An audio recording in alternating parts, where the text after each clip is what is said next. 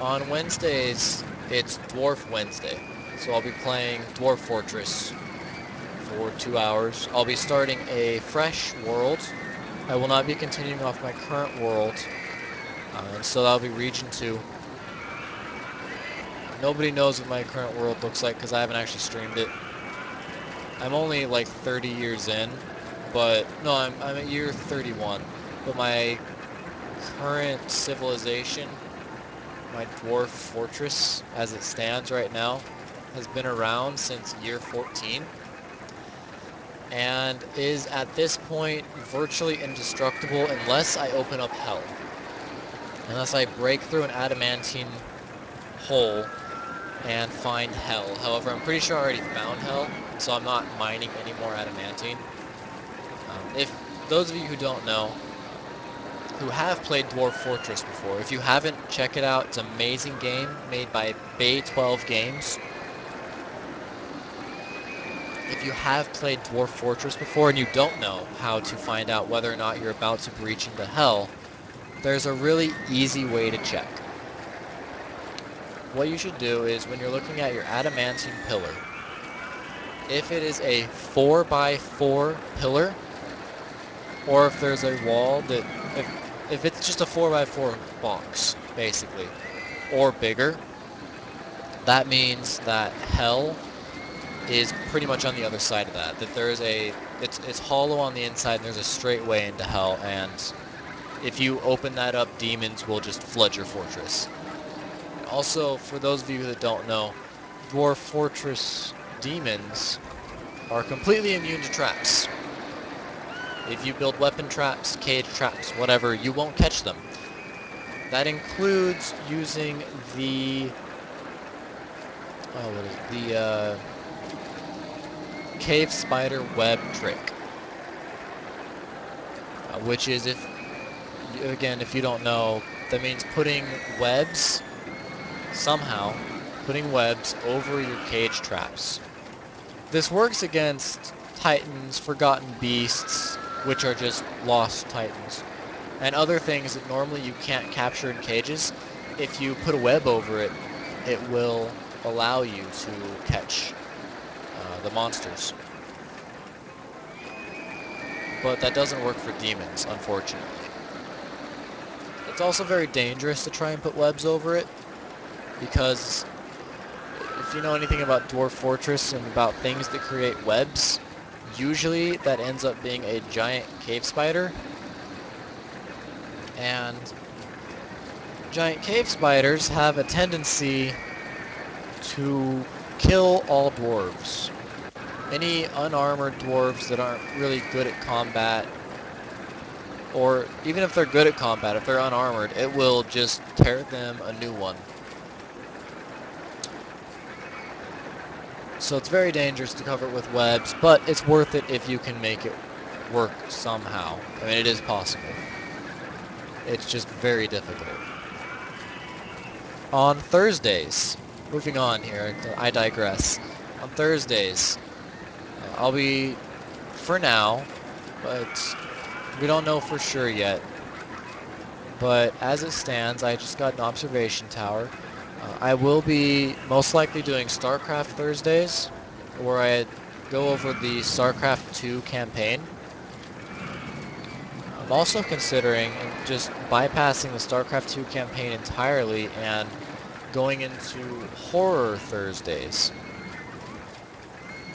where I play horror games like Dead Space, Amnesia, Call of Cthulhu, another one. I have a variety of horror games that I could choose from, and more than enough to last for many weeks. But I'm not sure yet. I may want to do it, I may not. Figure that out when the time comes. And if I get enough requests to do horror games instead of the StarCraft 2 campaign, then I'll probably just switch to the horror games. So if you want me to do horror games, comment on my videos, watch me live, tell me in chat. Again, on the horror games, being asked on this again, I do have Amnesia: The Dark Descent. I do have Call of Cthulhu, Dead Space 1 and 2, Fear 1, 2, and 3.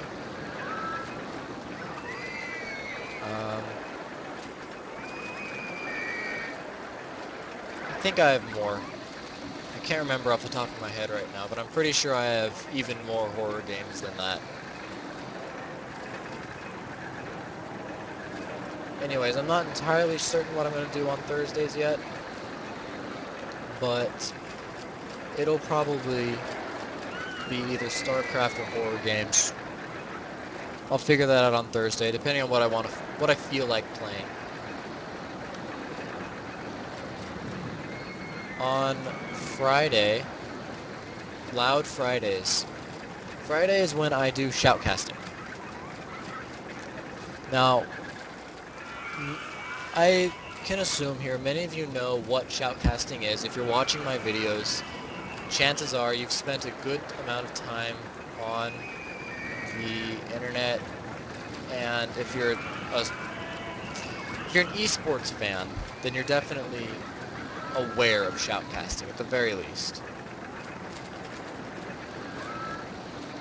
It's basically like normal broadcasting, kind of like what you'll see on ESPN, for example.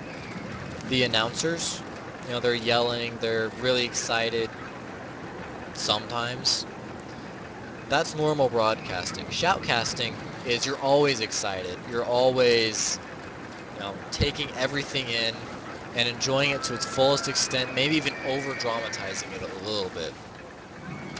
And I may do this for anywhere between 2 to 6 hours on Fridays, which means on Saturday, when I do my artsy, that is ARTSY,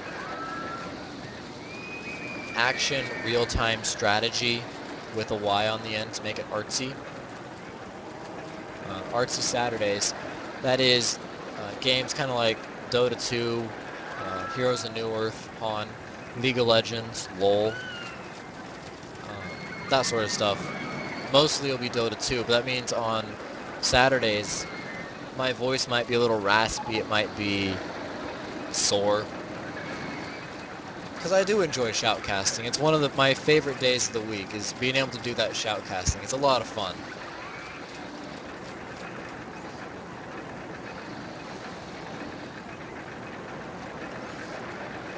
And on Sundays, as the last day of the week or the first day of the week, depending on who you are, I will be doing quiet Sundays where I get to relax and just play a nice quiet game, or I might not be doing any broadcasting at all. Just depends on the Sunday. Sometimes real life gets in the way and I just need a day to not broadcast, but on Sundays I will most likely be playing quiet games, slow games, easy games. This includes Civilization 1, 2, 3, 4. I will not play Civilization 5. I dislike it very much. It's not the same. It's not Civilization anymore. Not in my eyes. I'll also be playing games like Homeworld, Homeworld 2, that sort of stuff. Very easy games that don't require much thought, that are just pretty straightforward. Maybe Galactic Civilizations. That could also be another day to play potentially StarCraft 1 or Rise of Nations. Again, all relatively simple games, at least to me.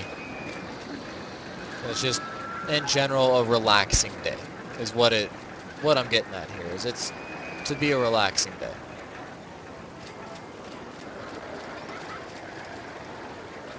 And then we go back to Honor Mondays, where next Monday, this Monday, yesterday, we started Knights of Honor as the Kingdom of Ulster.